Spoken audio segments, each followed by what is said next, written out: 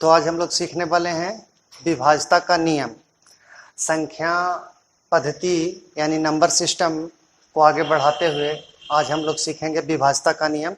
और विभाज्यता का नियम का मतलब हुआ कि जैसे दो से कौन कौन सी संख्याएं विभाजित है, तो बिना भाग किए ही हम कैसे पता करेंगे कि कौन सी संख्या जो दो से पूर्ण विभाजित है, कौन सी संख्या जो तीन से पूर्ण विभाजित है, कौन सी संख्या है जो चार से पूर्ण विभाजित है। तो इसका तकनीक हम लोग आज सीखेंगे। इसी तरह से और भी बड़ी संख्याएं जैसे 12, 15, 20, 25, 31, 29, इन सब संख्याओं से भी कोई भी बड़ी से बड़ी संख्या कैसे पूर्ण विभाजित होगी, तो इसके लिए आप लोग वीडियो में बने रहिए। चलिए स्टार्ट करते हैं। पहले हम दो से विभाज्यता का नियम स्टार्ट करते हैं। दो से विभाजित होने के लिए कौन सी संख्या दो से पूर्ण विभाजित है, तो इसके लिए हम ध्यान रखेंगे सिर्फ इकाई अंक पर हमारा फोकस होना चाहिए। किस अंक पे? इकाई अंक पे। संख्या कितनी भी बड़ी हो, संख्या हमारे पास इस प्रकार से हो 7, 6, 2, 5, 8, 0, 9, इस प्रकार की अगर संख्या दी हुई है, या ये संख्या और भी बड़ी हो सकती है, ठीक है, लेकिन हमारा पूरा फोकस इकाई अंक पे होना चाहिए। यदि इकाई अंक यानी कि यूनिट डिजिट 0, 2, 4, 6, 8, यदि किसी भी संख्या का इकाई अंक 0, 2, 4, 6, 8 होगा तो वो संख्या दो से पूर्ण विभाजित होगी। अब देखिए, हमने एक संख्या लिया था जो 7, 6, 2, 5, 8, 0, 9, तो यहाँ पे यूनिट डिजिट जो है वो इनमें से कोई नहीं है। अतः हम कहेंगे कि ये पूरी संख्या जो है वो दो से विभाजित नहीं है, ये दो से विभाजित नहीं है। परंतु यदि इसी संख्या के स्थान पे हम ऐसे लिए हुए होते, जैसे इस जगह पे 9 के स्थान पे इनमें से कोई भी नंबर आया हुआ अगर होता, ठीक है, या तो 9 के स्थान पे 0 होता, 2 हो, 4, 6, 8, इन पांच अंकों में से यदि हम किसी अंक को ले लेते हैं तो वो संख्या दो से पूर्ण विभाजित होगी। ठीक है, 2, 5, 8, 0, और यहाँ पे अगर हम 8 रख लें तो ये संख्या पूर्ण विभाजित है। यहाँ पे अगर 6 रख लें तो 6 को आने के बाद भी ये संख्या पूर्ण विभाजित होगी, 4 आने के बाद पूर्ण विभाजित होगी, 2 आने के बाद पूर्ण विभाजित होगी, और 0 आने के बाद भी पूर्ण विभाजित होगी। लेकिन जब भी किसी संख्या का यूनिट डिजिट 1, 3, 5, 7, 9 इस प्रकार से अगर आएगा तो हम कहेंगे कि वो संख्याएं दो से डिविजिबल नहीं है, दो से विभाज्य नहीं है। समझ गए? ठीक है, तो आगे बढ़ते हैं अब 3 से विभाज्यता का नियम। 3 से कौन कौन सी संख्याएं 3 से विभाज्य होगी? अब इसे समझने के लिए 3 से विभाजित होने के लिए संख्याओं में दी गई संख्या के अंकों का योग, यदि कोई भी नंबर ऐसा दिया हुआ हो, इसी नंबर को ले लेते हैं 7, 6, 2, 5, 8, इस प्रकार से हमारे पास एक नंबर है। अब ये 3 से पूर्ण विभाजित है या नहीं, तो इसे पता करने के लिए हम क्या करेंगे, दी गई संख्याओं के अंकों का योग यानी कि 7 + 6 + 2 + 5 + 8, ठीक है। जब भी कोई नंबर हमें 3 से विभाज्य है या न है पूछा जाएगा, तो हम क्या करेंगे कि उन दी गई संख्याओं के अंकों का योग निकालेंगे, अंकों का योग ज्ञात करेंगे, और जो अंकों का योगफल प्राप्त होगा वो यदि 3 से पूर्ण विभाजित है तो पूरी संख्या 3 से विभाज्य होगी। यहाँ पे अब इनका योगफल कितना आता है? 7 और 6 13, 13 में 2 ऐड करेंगे तो 15, 15 5 20, 20 और 8 28। तो इस प्रकार से जो संख्याएं हमें प्राप्त हुई वो 28 अर्थात 28 है। 28 है जो 3 से पूर्ण विभाजित नहीं है। यदि हम 8 के स्थान पे कोई अलग नंबर 7 रख लेते हैं तो हमारा योग कितना आ जाएगा, 27 हो जाएगा। और अब जो संख्या मिल रही है अर्थात 27 है, जो 3 से पूर्ण विभाजित है, तो हम कहेंगे कि ये पूरी संख्या है जो 3 से विभाज्य होगी। ये संख्या 3 से विभाज्य होगी। उसी प्रकार से और भी कोई नंबर ले लीजिए, एक उदाहरण और, 1 3 5 7 6। हम इस प्रकार से एक ऐसा नंबर लिए, क्या ये 3 से विभाज्य है?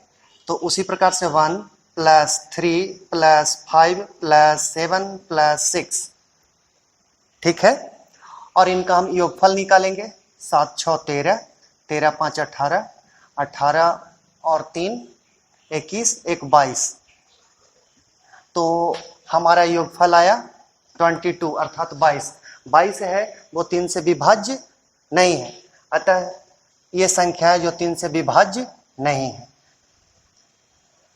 ये संख्या 3 से विभाज्य नहीं है। कहने का मतलब कि सीधा अर्थ में कहा जाए तो संख्याओं के अंकों का योग, संख्याओं के अंकों का योग 3 से विभाज्य होना चाहिए, तो पूरी संख्या 3 से विभाज्य होगी। आगे बढ़ते हैं, 4 से विभाज्यता का नियम। जब भी 4 से विभाज्यता का नियम के बारे में बात किया जाए तो हम क्या करेंगे, 4 से विभाज्यता के नियम के लिए दी गई संख्या का अंतिम 2 डिजिट, अंत के 2 डिजिट, यूनिट डिजिट और टेंस, इकाई अंक और दहाई अंक, बाईं ओर से 2 अंकों को लेंगे और उनसे जो बनी संख्या अगर 4 से विभाज्य है तो पूरी संख्या 4 से विभाज्य होगी।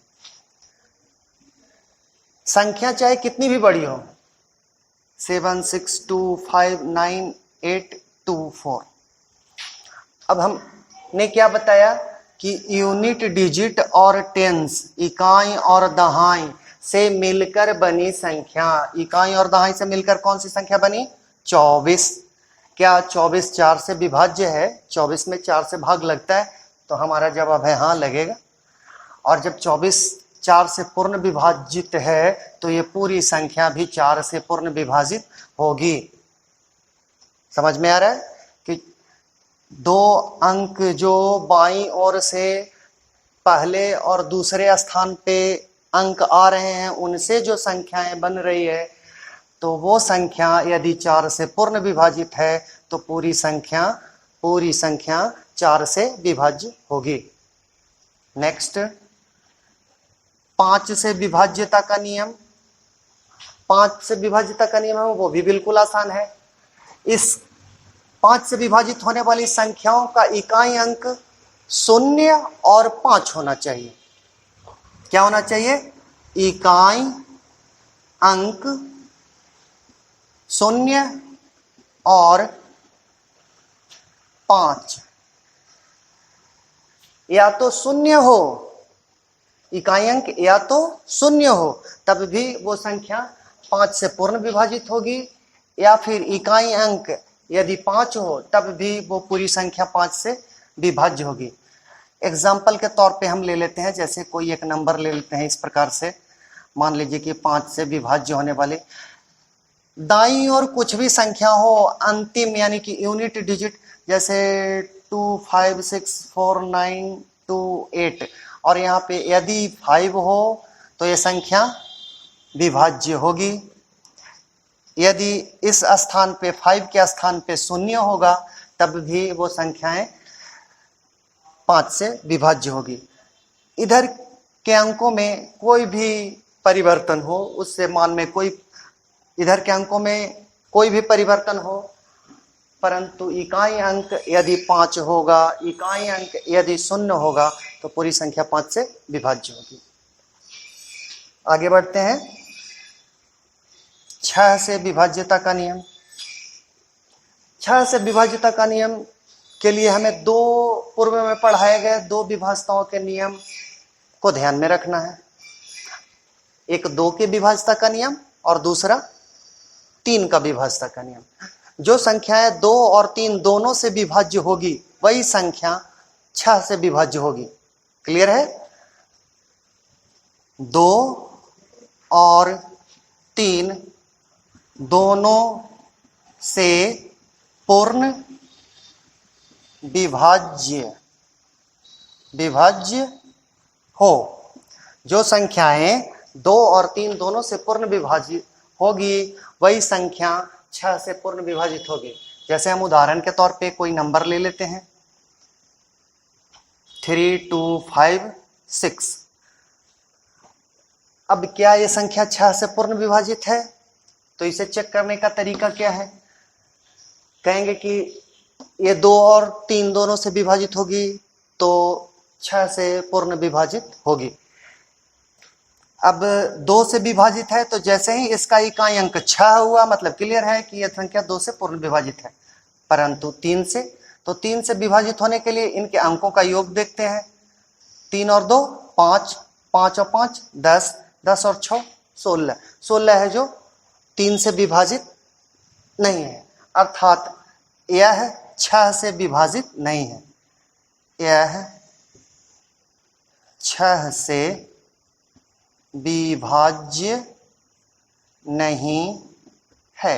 मतलब इस संख्या में अगर हम 6 से भाग देंगे तो ये विभाज्य नहीं होगी। परंतु अब थोड़ा चेंज करते हैं। इन संख्याओं में एक अंक को हम 6 के स्थान पे 8 रख लेते हैं। 8 होने के कारण 2 से तो ये पूर्ण विभाजित होगी, ये संख्या 2 से पूर्ण विभाजित होगी। अब 3 से चेक करते हैं। 3 2 5, 5 5 10, 10 8 18, तो 18 3 से पूर्ण विभाजित है।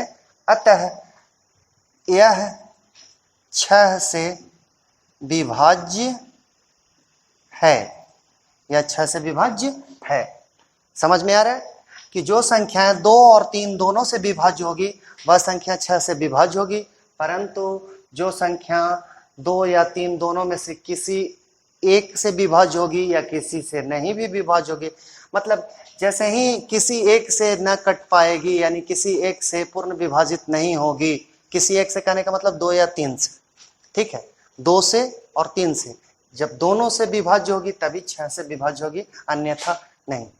ठीक है, तो आगे 7 और 7 से आगे की संख्याओं के विभाज्यता के नियम हम अगले वीडियो में बताएंगे।